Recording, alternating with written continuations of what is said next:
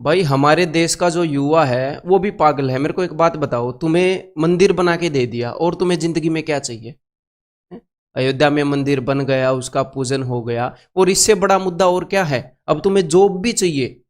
तुम्हें जॉब दिला दी तो हिंदू मुस्लिम के नाम पर ये घृणा कौन फैलाएगा? तुम्हें जॉब दिला दी तो जात पात के नाम पर दंगे कौन करवाएगा? इनकी जो आईटी सेल या जो भी है, मतलब उसकी झूठी खबरें कौन फैलाएगा? अगर युवा को जॉब दिला दी, देश को एक विकास की राह पर ले गए तो हैं? जो लोग सरकार के खिलाफ कुछ बोल देते हैं उनको एंटी नेशनल कौन बोलेगा फिर कि भाई पाकिस्तान जाओ? ये है हमारी सरकार की सोच। ये यहाँ पर मैंने कुछ चीजें लिखी हैं ताकि ये जो मुद्दा है ये ट्रैक से भटक सकता हूं मैं, ताकि जो काम काम की बातें हैं और मैं आपको सीधा सीधा स्टिक सॉल्यूशन दूंगा मेरे भाई। ठीक है, फालतू की बकवास नहीं, आपको मैं सॉल्यूशन दूंगा कि इसका सॉल्यूशन क्या है। ये देश तुम्हारे बाप का नहीं है, ये मैंने क्यों लिखा है? बिकॉज सीधी सीधी बात है। ये मत सोचना कि भाई सर आप सीधा ऐसा क्यों लिख रहे हो। ये मैं सरकार के लिए लिख रहा हूं कि इस इंडिया के अंदर जो भी बंदा पैदा होता है उसका यहाँ पर इस देश के ऊपर, इस देश के रिसोर्सेज के ऊपर उतना ही हक है जितना उन लोगों का है जो फिलहाल कुर्सी की पावर में बैठे हैं। और एक बात मैं आपको बता देता हूं, ध्यान से ये अपने दिमाग में उतार लेना कि ना तो उनको तुमसे सहानुभूति है। ये मत सोचना कि सरकार तक अपनी बात पहुंचा देंगे। अरे मोदी साहब आपको पता नहीं है, आप तक हम अपनी बात पहुंचा रहे हैं, देखो हमारी हालत है। उनको सब कुछ पता है। तुम मर भी जाओगे तो भी उनको फर्क नहीं पड़ता। कुर्सी के पीछे वो क्या क्या करते हैं, कर्नाटका में क्या किया था, एंड 70 जगह डेमोक्रेसी को लात मारकर जूते की नोक पर रखते हैं वो।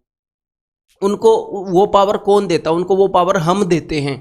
तो उनको सिर्फ ये याद नहीं दिलाना, मैं आपको सॉल्यूशन बताऊंगा कि करना क्या है। उनको सिर्फ एक चीज से डर है, जो आजकल अपना मीडिया है ना, जो फोर्थ पिलर ऑफ डेमोक्रेसी है सो कॉल्ड, वो लकड़ी का पिलर है और उसमें गवर्नमेंट की दिमक लग चुकी है पूरी तरीके से। उस लकड़ी के पिलर के अंदर एक आधे बंदे हैं, बहुत गिने चुने पत्रकार हैं जो ईमानदारी से अपना काम कर रहे हैं। ठीक है, तो तुमसे किसी को सहानुभूति नहीं है। गवर्नमेंट तक अपनी बात पहुंचाओगे, उनको सब पता है, पूरे देश में उनको सब पता है। ये मत सोचना कि उनको आपका पता नहीं है, वो खुद मिले हुए होंगे इस प्रोसेस के अंदर। देखो जरा, और ये बोलते हैं जहां पर भी दूसरे देश में जाएंगे कि हमारे देश में युवाओं की संख्या सबसे ज्यादा है। युवाओं की संख्या तो सबसे ज्यादा है, लेकिन उनके पास रोजगार है, वो प्रोडक्टिव काम कर रहे हैं। ये तो कुछ ऐसा हो गया कि हमारे देश के अंदर, हमारे घर के अंदर हजारों पिस्टल पड़े हैं, मैं तुम्हें बूंद दूंगा, गोली एक में भी नहीं है। क्या करोगे उन पिस्टल का? हथियार हमारे पास बहुत है, मसाला एक में भी नहीं है चलने के लिए। क्या करेंगे युवा? खाली दिमाग शैतान का घर, सबसे घटिया देश हो जाएगा फिर ये।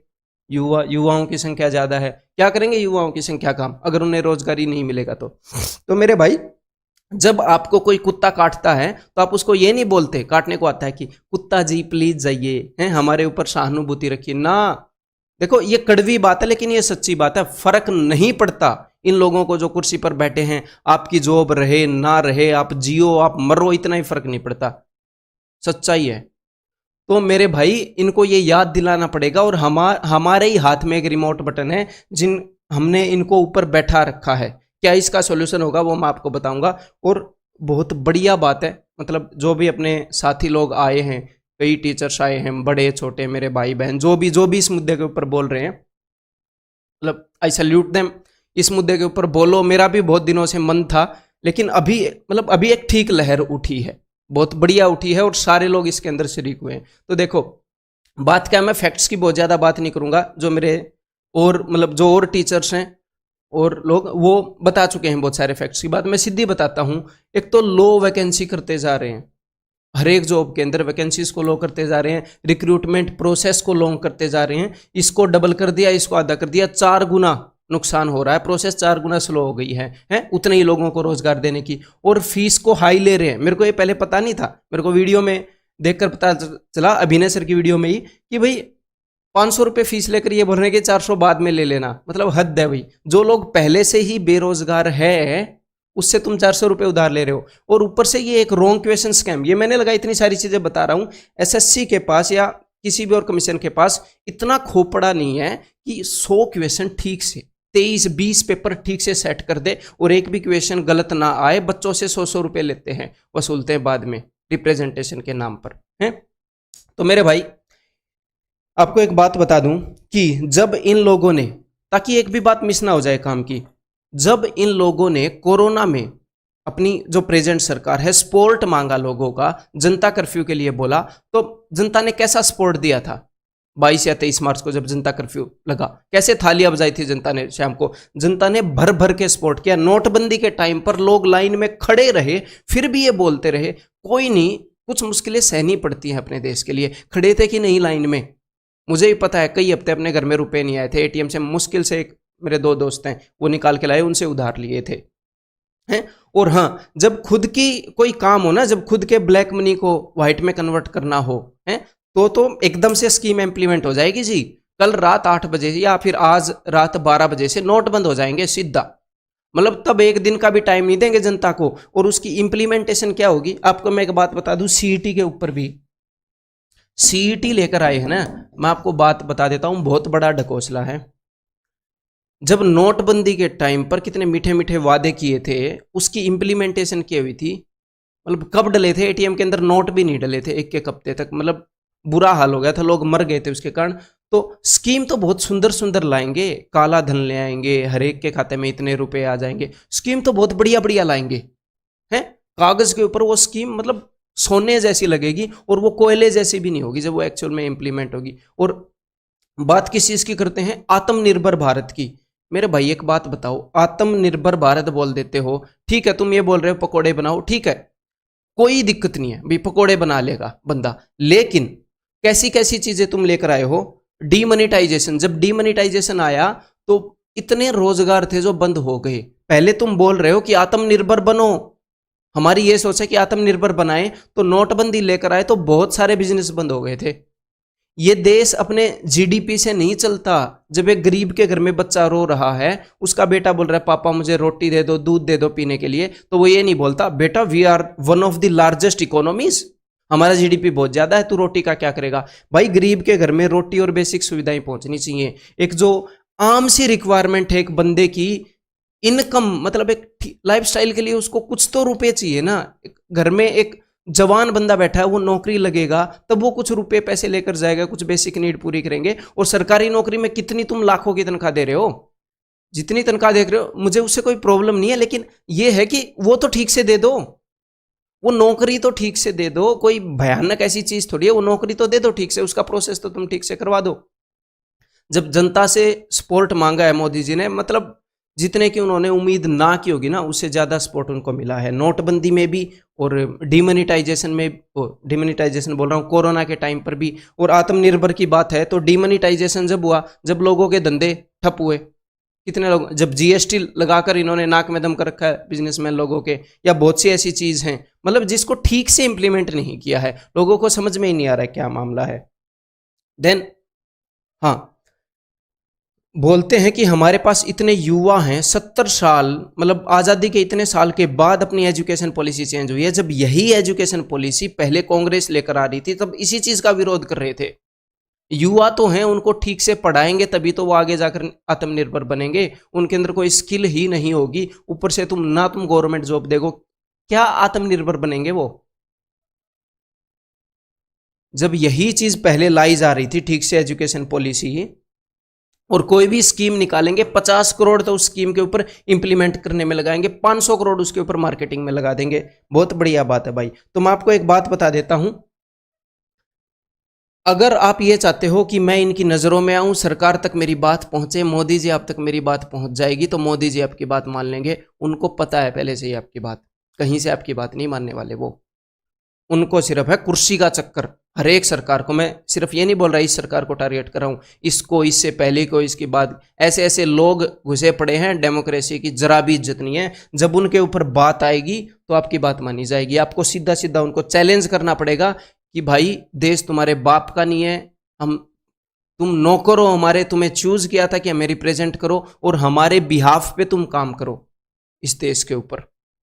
और वो दादा बन के बैठे हैं। तो ये कुछ हैशटैग हैं जो अपने, और जो टीचर्स हैं वो ट्रेंड करवाने की कोशिश कर रहे हैं, वहीं से मैंने हैशटैग उठाए हैं। और एक और हैशटैग मैंने उठाया है क्योंकि कान पर जूं तभी रेंगेगी जब खुद के ऊपर बात आएगी। मैं आपको बता देता हूं, उनकी नज़रों में कि हम उनकी नज़रों में आ जाएंगे, कुछ नजरों में नहीं आते उनकी, उनको पता है, सब सारा कुछ पता होता है देश का हाल। ठीक है, तो 1 सितंबर को मेरी तबीयत थोड़ी ठीक नहीं थी, हो सकता है लग भी रहा हो, जुकाम सा भी और थोड़ा बुखार सा भी है, लेकिन आज जरूरी था ये वीडियो बनाना, बहुत जरूरी था। 1 सितंबर को 11 बजे ग्रैंड ट्विटर कैंपेन चल रहा है, ग्रैंड ट्विटर कैंपेन, सारे टीचर्स इसके अंदर मिलकर आए हैं। और मैं स्टूडेंट्स को एक बात बोल देता हूं कि ये मत सोचना कि अभी मेरे को कोई आंच, मेरे ऊपर कोई आंच नहीं है, मेरे को क्या जरूरत है, अभी तुम्हें जरूरत है, मेरे को कोई जरूरत नहीं है, समझ रहे हो, तुम्हें जरूरत है फिलहाल।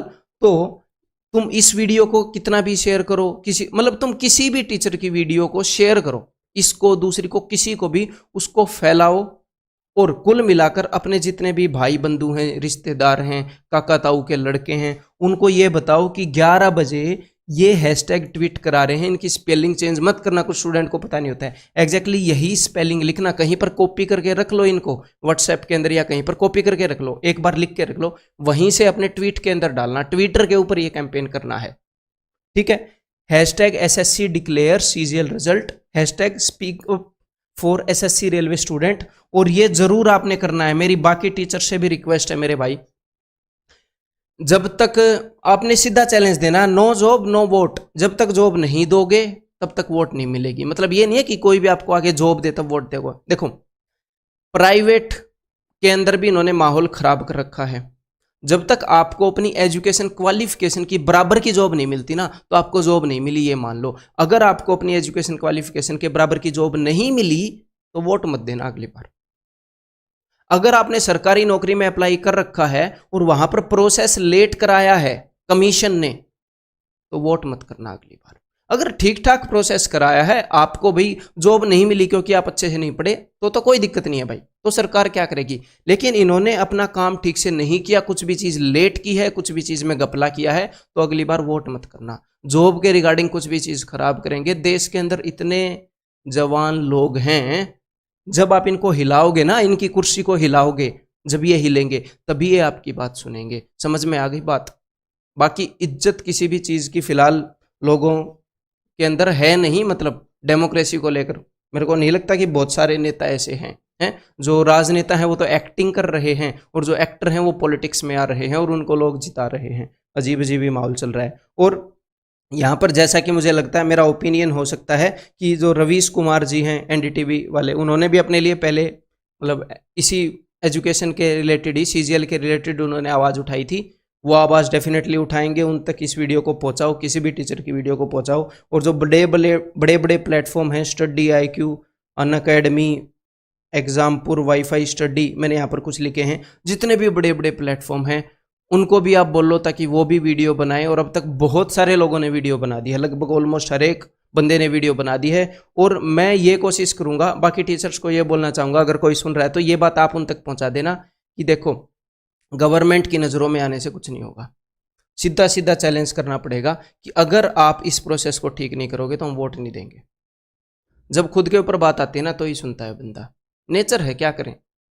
तो सीधा सीधा चैलेंज करना पड़ेगा कि इस हैशटैग को भी आप ट्रेंड करा दो, नो जॉब नो वोट। और हाँ, दूसरी बात कि मैं भी यूनिक सॉल्यूशंस के ऊपर भी काम करूंगा कि कोई ऐसा सॉल्यूशन हो जो इस चीज में हमारी मदद करे, कि जिससे हम अपनी बात को बहुत सारे लोगों तक पहुंचा सके। तो बाकी टीचर से भी अपील करूंगा कि आप भी कुछ सोचो। मैथ के सॉल्यूशन बहुत कर लिए, इंग्लिश के सॉल्यूशन बहुत कर लिए, कुछ इसका प्रैक्टिकल सॉल्यूशन आप सोचिए और मैं आपके साथ हूं। मैं भी कोई प्रैक्टिकल सॉल्यूशन सोचूंगा जो एक्चुअल में इस प्रॉब्लम में थोड़ा सा दम लाएगा, इस लहर में थोड़ा दम लाएगा, ताकि गवर्नमेंट के कान पर जूं रहेंगे।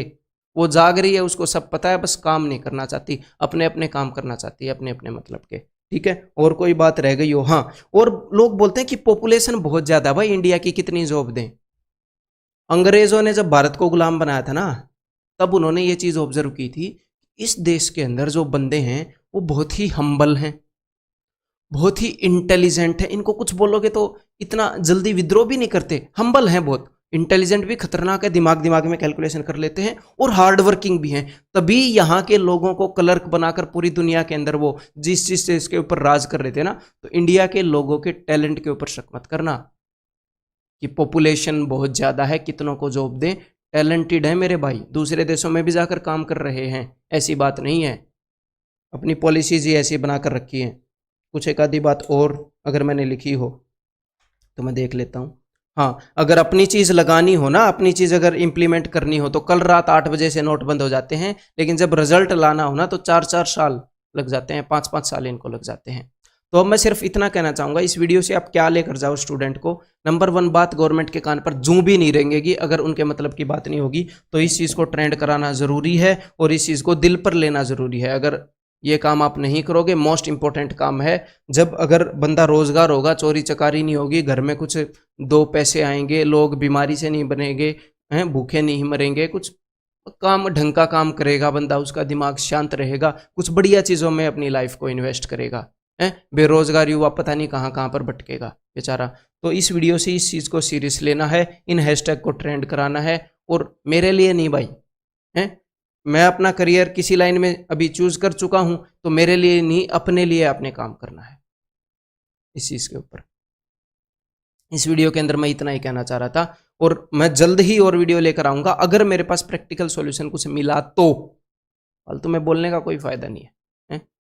चलो ठीक है, मिलते हैं यार अगली वीडियो में। अगर सॉल्यूशन निकला तो बहुत बढ़िया बात है। Bye bye, take care.